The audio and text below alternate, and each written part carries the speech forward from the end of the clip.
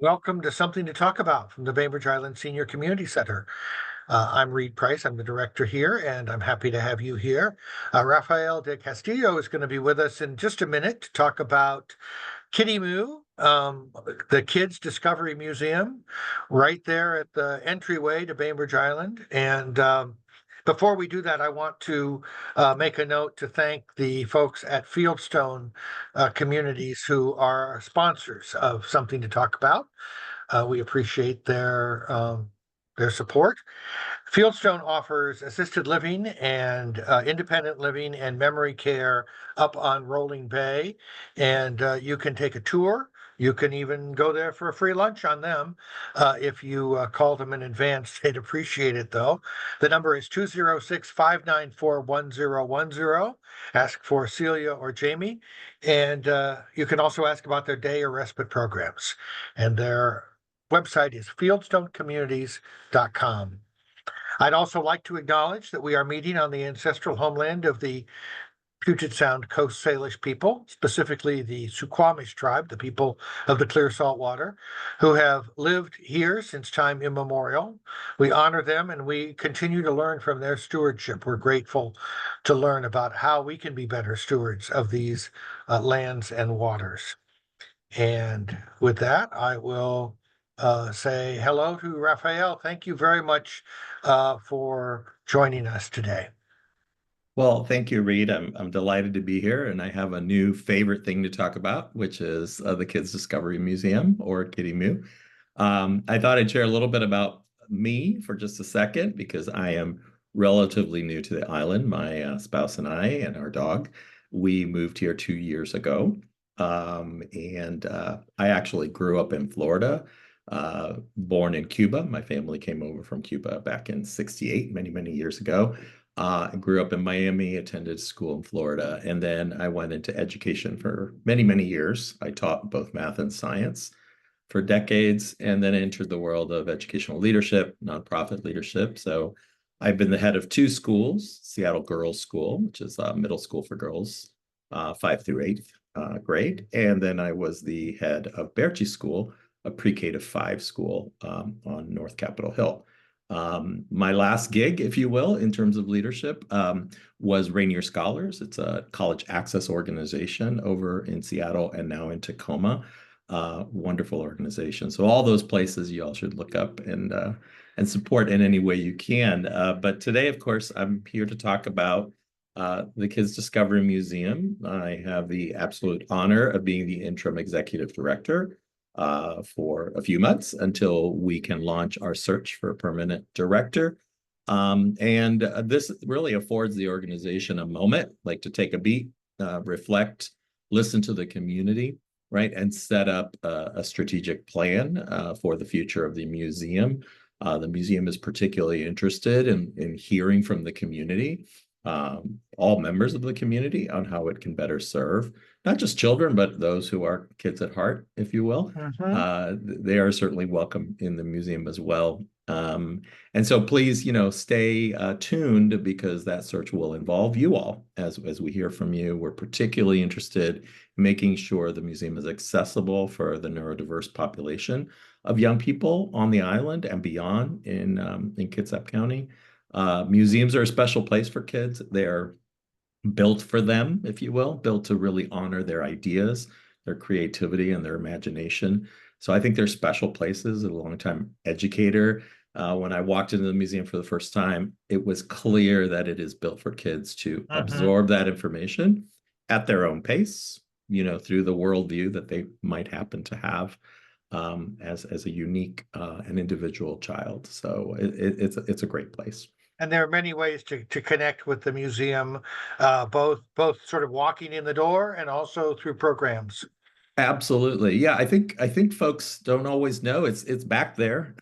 When you get off the ferry, if you go all the way back past Bima, you will find just a really wonderful space. So coming to the museum for a visit with your young ones or not is certainly how most people discover the museum. But I think a lot of folks don't realize that we have summer camps. So we have week-long themed camps. If you go online, you will see all the themes for August. So August is the last month of summer camps. I believe there are a few spots still open, not too many, but if anyone is still interested, we would certainly love to welcome you. When that summer camp phase ends, we have a preschool. Again, a lot of folks don't realize we run a preschool for 12 kids, two teachers. It's a wonderful space. I mean, imagine preschool in a museum. You've heard about night at a museum. You can do the whole preschool in a museum. And we have outstanding educators leading those kids. I believe we have a few spots there as well. So if anyone is interested in joining our preschool program, that would be great. Summer is super busy for the museum, so we're also engaging at Battle Point Park. Sounds the music event, and we provide a tent full of really kid-friendly activities. So if you happen to be there at Battle Point every Wednesday, you can come visit our tent, maybe with your kids or maybe without your kids for a minute. We'd be happy to have them there. And those are just some of the ways that one can become involved in the museum. Well, it's I perfectly all right if, let's say you're my age, you have a grandkid or two, and you want to do a little reconnaissance mission so you know where you might be taking them to drop by the museum and ask a few. Absolutely. Yeah. Yeah, no, I see where you're going. And contact me. My email's on the website. I'd be happy to kind of show you around myself if you want to do a reconnaissance mission. And in some ways, that's a really terrific notion because you can then kind of curate and maybe even prepare some things because you know your grandchild, your child best. Yeah, for sure. Great. And I'm guessing that a lot of the people who in the summertime wander in are people who are coming across from Seattle. Um, so you have kind of two key audiences, the West Sound folks and the visitors. Can you say a little bit about that? Yeah, no, absolutely. I think another little known fact is that we receive about 35,000 visitors a year for a relatively small kids museum. That's quite impressive. And as you've pointed out, many of those folks come over on the ferry from Seattle.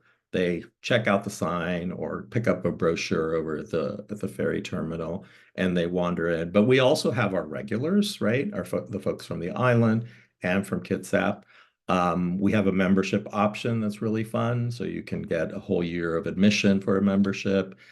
You get access to some, member-only events, including probably our most popular, which is a sippy cup social, where the adults are sipping something a little different than the kids. Just putting that out there. And those are super popular. So, the adults mingle and the kids play, and those are for members only, and we will have those regularly up and running in the fall. So it sounds like this is your first museum assignment in a leadership role. What has surprised you about Huh. that? In other words, what's different? What feels a little different than what you've done in the Yeah, more traditional education field? yeah, no, that's a great question. It is different, for sure. I mean, school, and I've been so lucky to be in pretty progressive educational settings, but schools in the end have a structure, and you got to have lunch, you got to have recess, you have to have that schedule.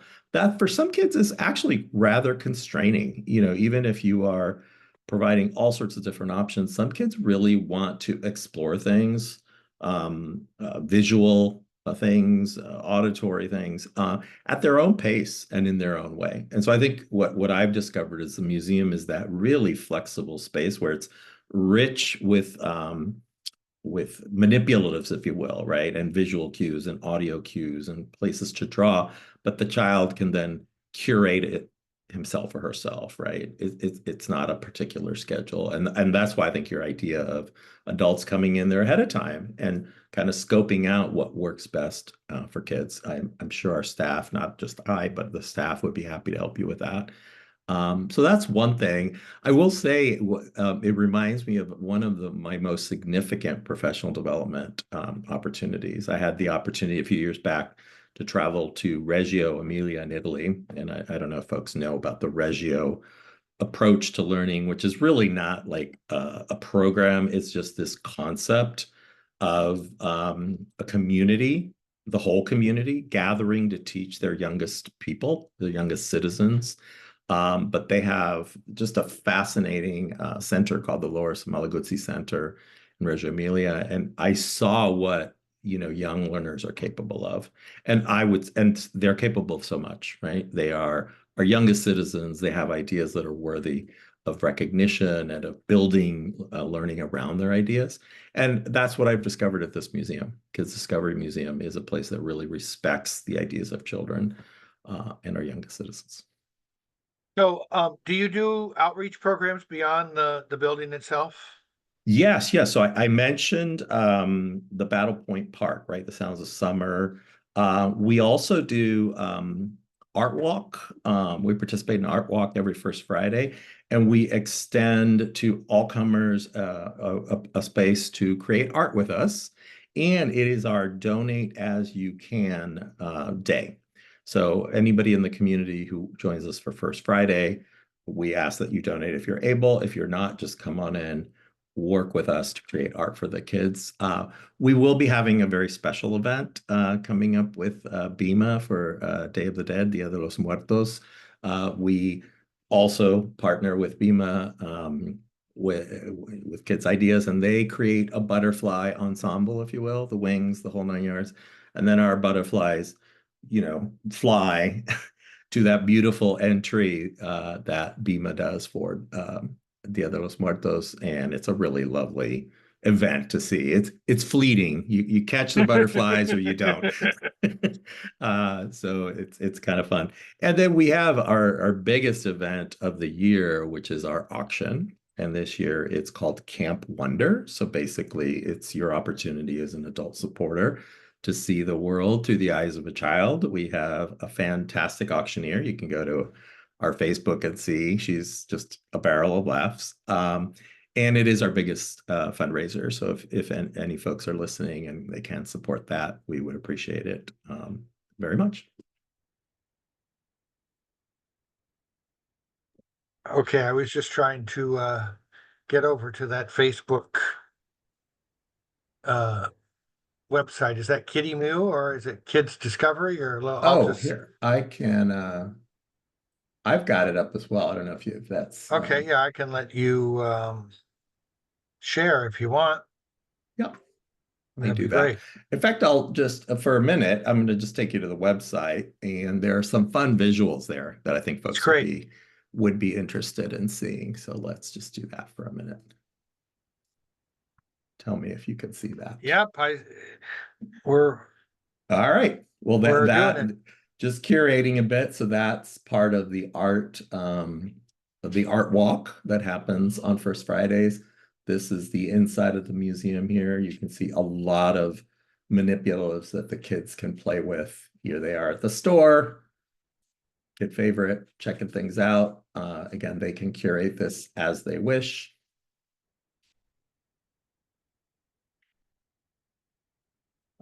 We also have spaces for drawing. We actually have a renovated art studio that has all the tools, and then they bring the inspiration.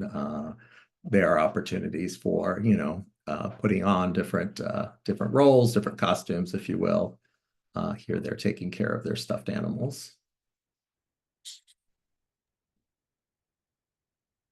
A day at the vet. A day at the vet, correct. Yes. So, and there's what you can find when you walk down past Bima. Again, not everybody Mm-hmm. sees it. You can find it because above that roof that you Yep. just saw, there's a big giant dinosaur, green dinosaur, and that's how you can find us. Yeah. And then the Facebook, I don't have it handy here, but yeah, if you punch in KiDiMu or Kids Discovery Museum, that's where you'll see our latest events, latest happenings, things of that sort.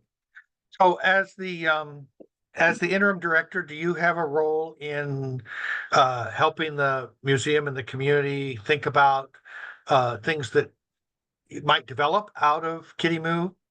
Yeah, absolutely. An interim period, as I mentioned, affords the possibility of pausing, reflecting, reaching out to the community. And while strategic planning officially will pass on to my successor, what we can do right now, the board and I and the staff and the community, we can start thinking of what a picture of success looks like. And that's a precursor for strategic planning, right? What can KiDiMu be? What is it? What can it be? What does the community seek in terms of that particular space? And also, we want to conduct, I think a careful, inclusive search for the next permanent executive director. So that's another feature of interim leadership that can be really powerful. It gives you some time to make sure everything keeps running, the museum is vibrant and running daily, but also gives you a little bit of space for the board to wrap their head around, who's next and why are we choosing that next person as we build capacity within the organization. So there will definitely be some outreach. It already has started, to be honest, with different groups.